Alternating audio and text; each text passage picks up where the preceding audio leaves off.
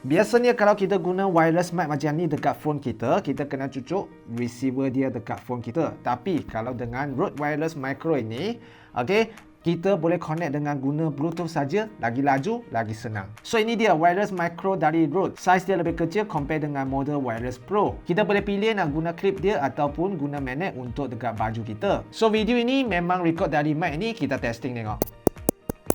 Saiz dia memang pocket size, best lah untuk kalau kita yang selalu nak bawa keluar untuk buat konten. Yang saya paling suka adalah tanpa perlu cucuk receiver dekat phone kita, kita boleh connect dengan guna apps dia, Rode Capture. Kita terus boleh record video dalam apps ini, even kita boleh record juga dual cam. So inilah contoh video yang saya tengah gunakan dual cam recording dari apps dia sendiri, termasuk juga dengan connect dengan mic dia.